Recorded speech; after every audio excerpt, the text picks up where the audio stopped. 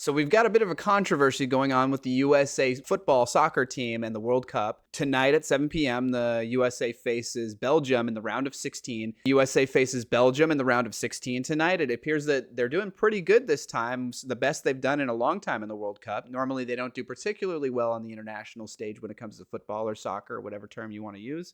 And that they're only a few wins away from being able to make it to the finals. And the idea of the U.S. winning the finals in the World Cup, even just 10, 20, 30 years ago, was unthinkable because they were always so far behind when it came to that sport. But it appears like U.S. soccer, U.S. football has come a long way. But there's a big controversy right now going on over a red card. So one of the star players, by a striker by the name of Folarin Balogun, received a red card last game. Now, a red card, for those who aren't familiar, is like an automatic ejection from the game, and it was deemed that he should be given a 1-game suspension for the next game, that he would not be eligible for this Belgium game. Now, FIFA came out and made an exception to the rule, unprecedented, and said, oh, we're going to suspend his penalty, the red card, until 1 year from now. And for those who don't know, the World Cup only happens once every 4 years. And so this is effectively basically dismissing the red card and saying we don't care, we're not going to apply the penalty and that he's eligible to play. Now, there is a small caveat to this, a bit of nuance to this. Apparently, there's a clause that if he does receive another red card, that like it will be enforced along with the old red card, and so that he'll simultaneously have to serve like a 2 or a 3 game plus suspension. Now, why this is noteworthy and connected to the U.S. politics is that Trump has claimed that he apparently pressured or asked, or I don't really know if these terms mean anything when it comes to the most powerful man in the world, the president of the United States, right? Because if he asks you to do something or pressures you to do something, I think those are probably pretty close to the same thing. But he's apparently been pretty buddy-buddy with the president of FIFA, Gianni Infantino, since the World Cup started, however many, a month ago or something like that. And that Infantino has been kind of sucking up to Trump a little bit. He's been doing a little bit of ass kissing. He presented Donald Trump with the FIFA Peace Prize, which is sort of like their sort of joke version. I say joke, they take it seriously, but their version of the Nobel Peace Prize. And you know how badly Trump wants a Nobel Peace Prize because Obama got one and he'll never get one. And, we can talk about whether Obama should have gotten a Nobel Peace Prize or not, but that's not the point. Trump really wants one. It's something he's very much jealous of Obama about, but that he'll never get it. The Nobel Committee will never give him a Peace Prize, and rightfully so, because he's a disaster. So the president of FIFA coming out, a pretty big organization, comes and gives him the Peace Prize. He's gonna do almost whatever you want him to do. That sort of buttering up absolutely seems to work with him. Well, apparently he pressured or came to the president of FIFA and basically asked them to do something about the red card, right? Which is exactly what they ended up doing. They suspended the penalty for it. And so this striker by the name of Folarin Balogun is eligible to play for this Belgium game tonight.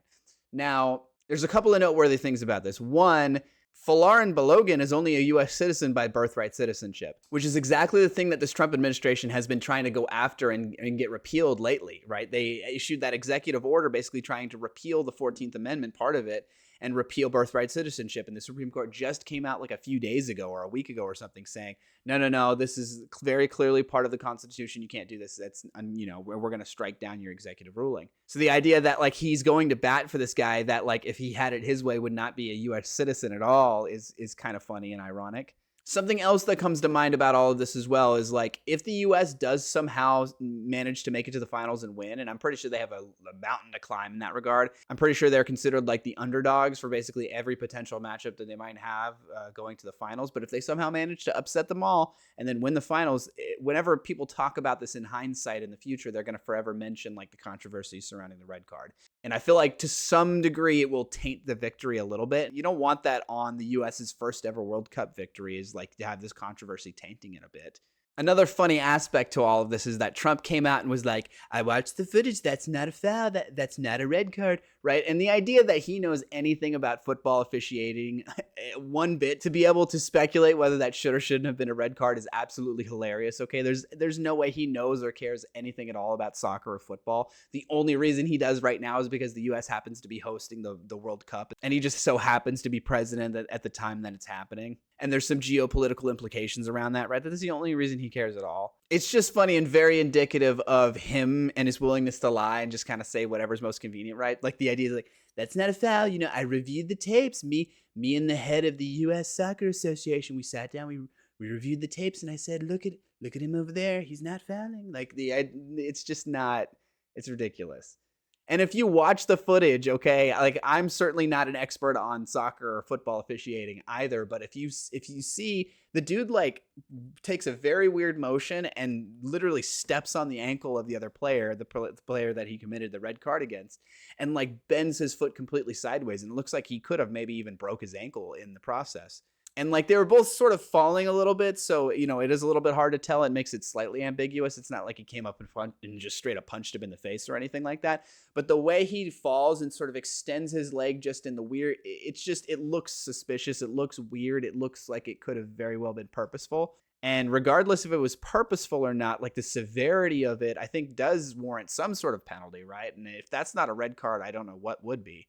And FIFA is just known to be the most uptight, non-corrupt organization in the world. Like, they've never had any controversy before. You remember that time, last World Cup or a couple World Cups ago when it was being held in Qatar and like slave labor was being used to build the stadiums, and a number of them died because of the lack of like safety equipment given and safety precautions given around the construction of these buildings. And like FIFA didn't really seem to care at all, or tried to like bury the story basically. No, FIFA's never done that. They're totally uncorrupt. They're the most straight-laced, non-corrupt organization you can possibly think of. Just the whole situation's kind of funny, and yeah, we'll see. The U.S. does seem to have a chance to make it to the finals for the first time ever. This is, I believe, the first time the World Cup has ever been hosted. And it's not only hosted in the U.S., it's kind of hosted in North America because there's some events in Canada and Mexico as well.